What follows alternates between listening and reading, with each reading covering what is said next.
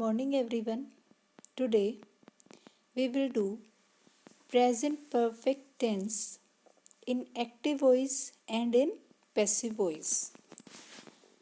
Now the sentence formation in active voice was subject plus has have plus V3 plus object plus full stop. Means you know that we use always third form of verb. आप जानते हैं कि हम हमेशा has have had के बाद V3 use करते हैं, राइट. और अगर हम इसे इसके नाम से रिलेट करते हैं प्रेजेंट परफेक्ट टेंस, तो ध्यान से देखिए प्रेजेंट परफेक्ट, हम परफेक्ट अगर वर्ड यूज़ कर रहे हैं तो उसमें क्या आएगा, ऑलवेज. परफेक्ट वर्ड आया है तो उसका मतलब क्या है, हैज़ हैव और हैड. क्योंकि ये प्रेजेंट की बात कर रहे हैं हम, तो इसमें क्या यूज़ होगा, हैज़ और हैव. सिमिलरली पैसिव वॉइस में भी सेम होगा, हैज़ हैव, क्योंकि आपको पता है कि ये कभी भी एक्सेप्शन भी नहीं होगा कि हैज़ और हैव के बाद कोई और वर्ब की फॉर्म आए, सिर्फ क्या आती है V3. अब यहाँ पे तो पहले ही V3 थी ना इस वाले में, देखिए एक्टिव वॉइस में पहले से ही V3 थी. ये V3 का मतलब क्या है कि जो मेन वर्ब है, जो हमारी मेन वर्ब है उससे है. और यहाँ पे देखिए ये जो यहाँ पे क्या किया है हमने, बीन यूज़ किया है, राइट.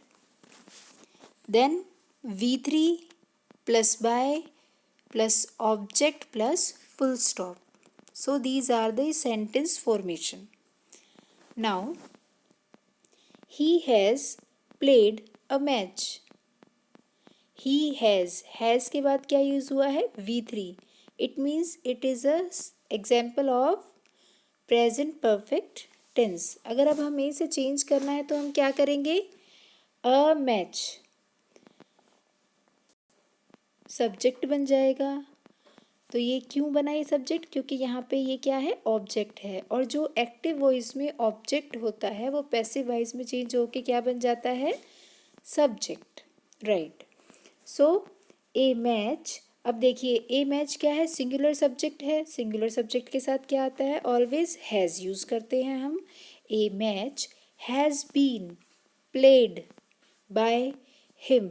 अच्छा देखिए इसमें भी V3 है और इसमें भी V3 है. इट मीन्स कि यहाँ पे जो वर्ब की फॉर्म यूज़ हुई है हम यहाँ पे भी वही सेम लिखेंगे, राइट. देन लास्ट में क्या आ जाएगा, full stop. Now The next example is in negative sentence. देखिए we have not taught you full stop. we have not taught you, क्योंकि हम not किसके साथ लगाते हैं, helping verb के साथ. और यहाँ पे क्या है, have, right. तो जब इसको हम पैसिव वॉइस में चेंज करेंगे तो क्या हो जाएगा, ये जो you है this one it will change into subject. ये सब्जेक्ट से चेंज हो जाएगा और फिर वो क्या बन जाएगा, यू हैव. क्योंकि यू के साथ क्या आता है, ऑलवेज हैव. हैज़ नहीं यूज़ करते हैं हम, हैव यूज़ करते हैं.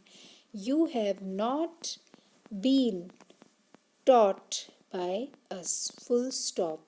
अस कैसे बनाइए, ये वी है, ये क्या हो जाएगा, यहाँ पे जाके ये वहाँ पे जो सब्जेक्ट था यहाँ पे आके वो ऑब्जेक्ट में चेंज हो जाएगा, राइट.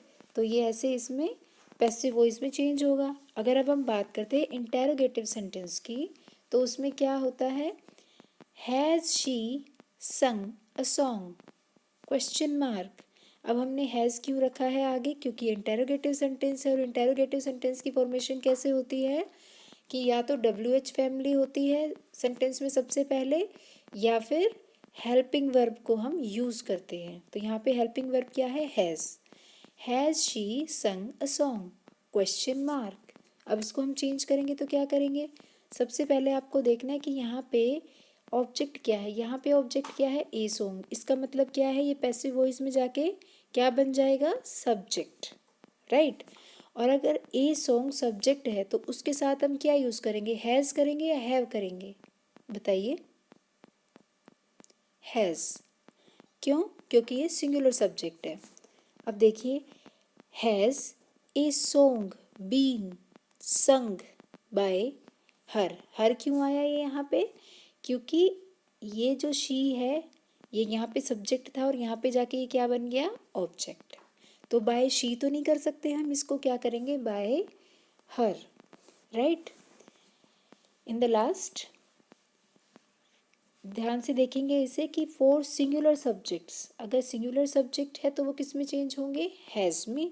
और अगर वो प्लूरल सब्जेक्ट्स हैं या फिर आई है, यू है, इनके साथ हम क्या यूज़ करते हैं? Have, right. So this is the rule to change active voice into passive voice in present perfect tense.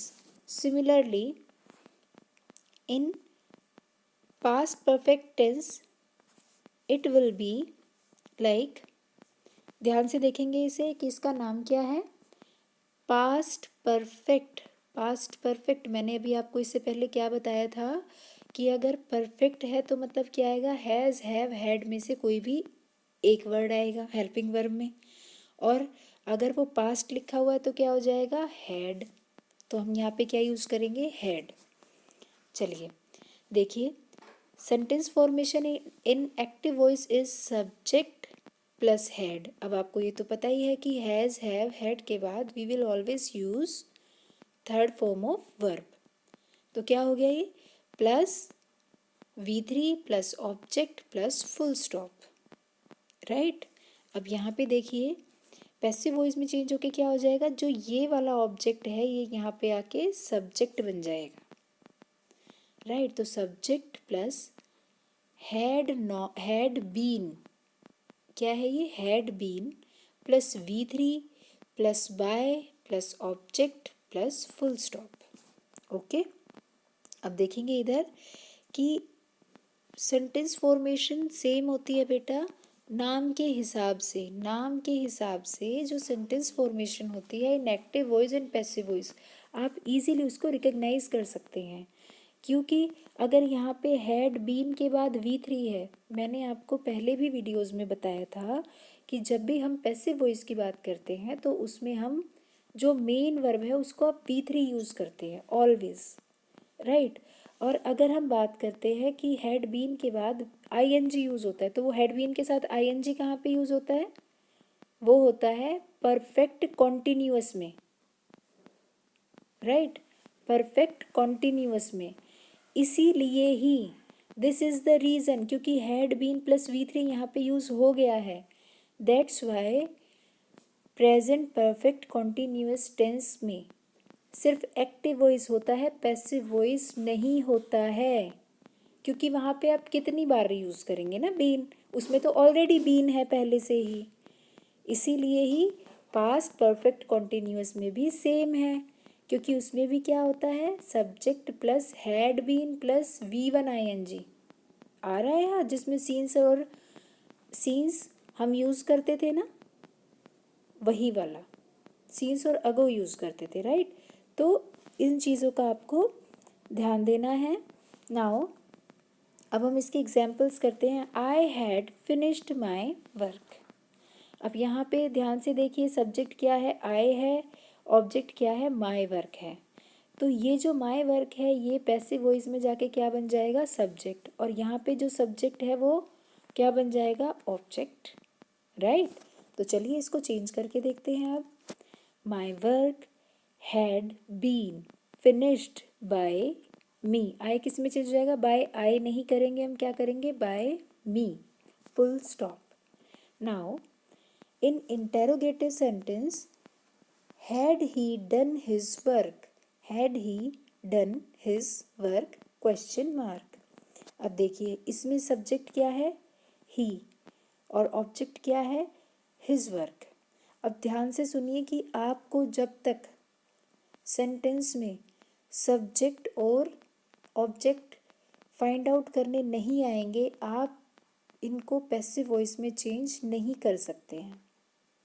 ये मस्ट है, आपको आना चाहिए कि कौन सा सब्जेक्ट है और कौन सा ऑब्जेक्ट है। अगर आप अपनी ग्रामर की बुक में देखते हैं तो जो फर्स्ट चैप्टर है ना, फर्स्ट और सेकंड चैप्टर में ही सब्जेक्ट एंड प्रेडिकेट्स वाला जो पोर्शन है वो आ जाता है। वो इसीलिए ही होता है क्योंकि पूरा का पूरा जो सेंटेंस फॉर्मेशन है, जब तक आपको पता ही नहीं होगा कौन सा सब्जेक्ट है कौन सा ऑब्जेक्ट है, तो फिर कैसे समझेंगे आप उसको, राइट।